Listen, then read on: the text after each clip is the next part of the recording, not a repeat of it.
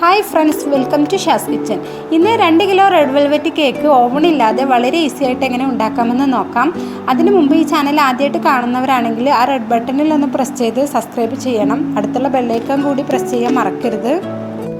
അപ്പോൾ ആദ്യം തന്നെ ഇതിനുള്ള ബട്ടർ മിൽക്ക് റെഡിയാക്കി എടുക്കണം. അതിന് 1/2 കപ്പ് പാലെടുത്തിട്ടുണ്ട്. ഇതിലേക്ക് 1 ടീസ്പൂൺ വിനീഗർ ഒഴിച്ച ശേഷം നന്നായിട്ടൊന്ന് മിക്സ് ചെയ്ത് മാറ്റി വെക്കാം. ഇത് റെഡിയാകുമ്പോഴേക്കും നമുക്ക് ഡ്രൈ ഇൻഗ്രീഡിയൻസ് എല്ലാം ഒന്ന് അരിച്ചെടുക്കണം. അപ്പോൾ 2 കപ്പ് മൈദയാണ് ഇതിലേക്ക് എടുക്കുന്നത്. നിങ്ങൾക്ക് 1 കിലോയുടെ കേക്ക് മതിയെങ്കിൽ ഇതിൻ്റെ പകുതി മെഷർമെൻറ്റിൽ ചെയ്താൽ മതി. 2 ടീസ്പൂൺ കൊക്കോ പൗഡർ അധികമാവരുത്, കേക്കിൻ്റെ കളറ് നഷ്ടമാവും. പിന്നെ 2 teaspoon baking powder, 1 teaspoon baking soda, 1/2 teaspoon ഉപ്പ്. ഇനി ഇതൊന്ന് നന്നായിട്ട് അരിച്ചെടുക്കണം. 3 പ്രാവശ്യമെങ്കിലും അരിച്ചെടുത്താൽ നന്നായിരിക്കും. ഇനി ഇതൊന്ന് നന്നായിട്ട് മിക്സ് ചെയ്തെടുക്കണം. ഇനി ഇതിലേക്കുള്ള ബട്ടർ റെഡിയാക്കി എടുക്കാം. അപ്പോൾ നമ്മളിവിടെ സൺഫ്ലവർ ഓയിൽ ഉപയോഗിക്കുന്നില്ല, ബട്ടർ മാത്രമാണ് യൂസ് ചെയ്യുന്നത്.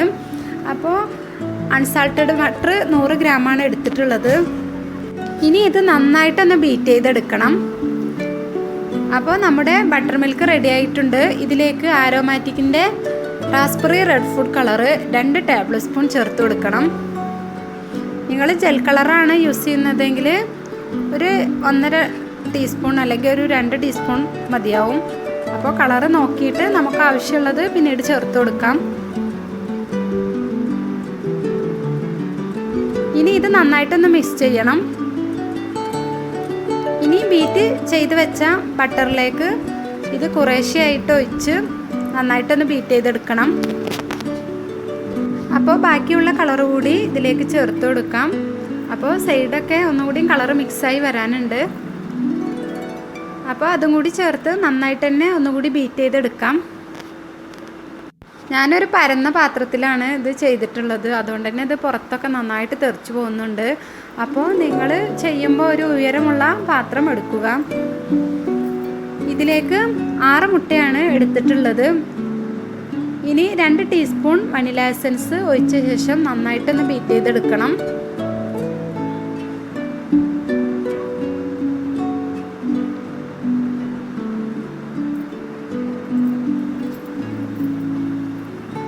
ഇനി ഇതിലേക്ക് 2 കപ്പ് പഞ്ചസാരയാണ് എടുക്കുന്നത്, പൊടിച്ച പഞ്ചസാരയാണ് ചേർത്ത് കൊടുക്കുന്നത്.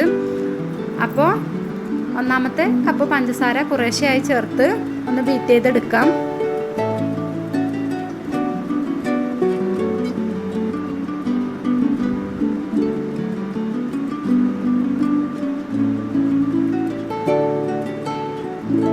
അപ്പോൾ 2ാമത്തെ കപ്പും എടുത്തിട്ടുണ്ട്. ഇതും കൂടി ചേർത്ത് നന്നായിട്ടൊന്ന് ബീറ്റ് ചെയ്ത് ഒരു ക്രീം പരുവമാകുന്നത് വരെ ബീറ്റ് ചെയ്തെടുക്കണം.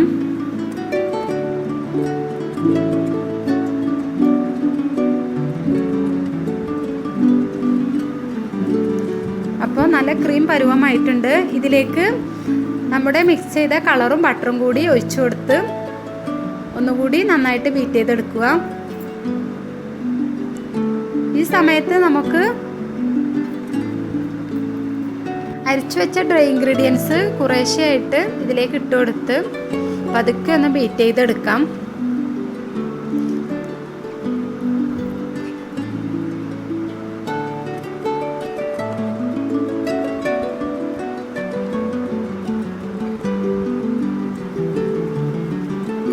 അപ്പോൾ അധികം ഇട്ട് ബീറ്റ് ചെയ്യാൻ പാടില്ല, ഒന്ന് മിക്സായി വരണം, അത്രയും മതി.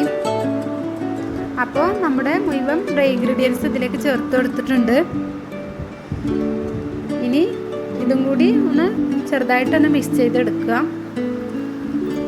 ഇനി നമുക്ക് സ്പാച്ചില ഉപയോഗിച്ചിട്ട് പതുക്കെ ഒന്ന് ഫോൾഡ് ചെയ്തെടുക്കാം. അപ്പോൾ നമ്മുടെ ബാറ്റർ റെഡി ആയിട്ടുണ്ട്.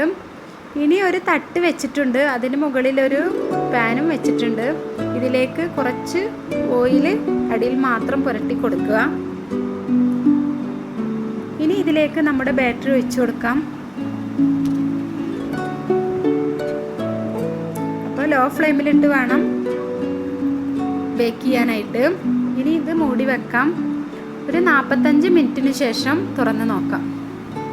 അപ്പോൾ നമ്മുടെ കേക്ക് നല്ല രീതിയിൽ തന്നെ പൊങ്ങി റെഡിയായി വന്നിട്ടുണ്ട്. ഇനി ഇത് ഗ്യാസിന്മേൽ നിന്നും ഇറക്കി നന്നായിട്ട് ചൂടാറിയ ശേഷം ഒരു ബേസിലേക്ക് കമഴ്ത്തിയെടുക്കാം. അപ്പോൾ ഈ പാത്രത്തിലായതുകൊണ്ട് തന്നെ അടിയിൽ പിടിക്കുന്ന പ്രശ്നമൊന്നുമില്ല, പെട്ടെന്ന് തന്നെ വിട്ട് കിട്ടും.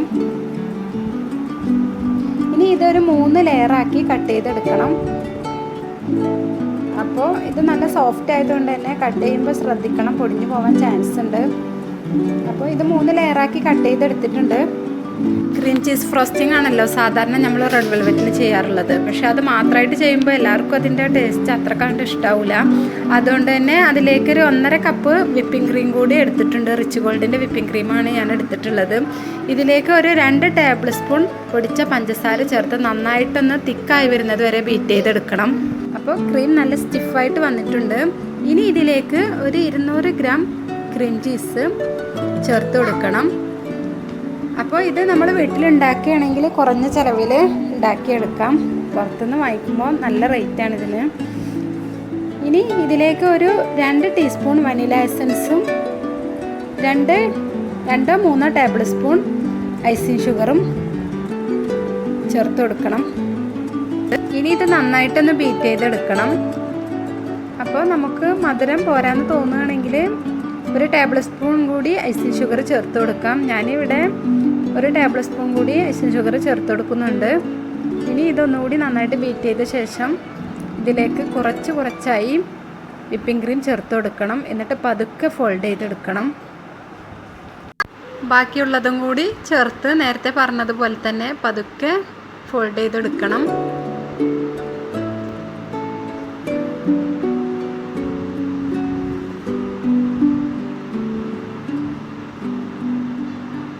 അപ്പോൾ നമ്മുടെ ക്രീം റെഡി ആയിട്ടുണ്ട്. ഇത് കേക്കിൻ്റെ അകത്തും പിന്നെ ഒരു ക്രം കോട്ട് ചെയ്തെടുക്കാനും മാത്രമേ തികയുള്ളൂ.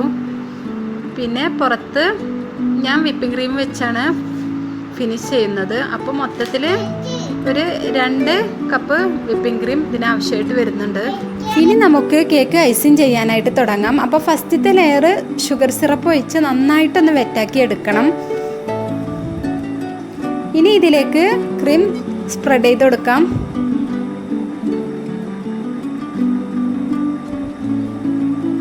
അപ്പോൾ ഒന്നാമത്തെ ലെയർ സ്പ്രെഡ് ചെയ്ത് കഴിഞ്ഞു. ഇനി രണ്ടാമത്തെ ലെയറും അതുപോലെ തന്നെ ഷുഗർ സിറപ്പ് ഒഴിച്ച് ക്രീം സ്പ്രെഡ് ചെയ്ത് കൊടുക്കാം. ഇനി മൂന്നാമത്തെ ലെയർ കേക്ക് ഇതിന് മുകളിൽ വെച്ച് കൊടുക്കണം. ഇത് നേരത്തെ പറഞ്ഞതുപോലെ തന്നെ നന്നായിട്ട് ഷുഗർ സിറപ്പ് ഒഴിച്ച് വെറ്റാക്കി എടുക്കണം. എന്നിട്ട് ക്രീം വെച്ച് നന്നായിട്ടൊന്ന് സ്പ്രെഡ് ചെയ്ത് കൊടുക്കണം. ഇനി ബാക്കിയുള്ള ക്രീം കൊണ്ട് കേക്ക് മുഴുവനൊന്ന് ക്രം കോട്ട് ചെയ്തെടുക്കണം.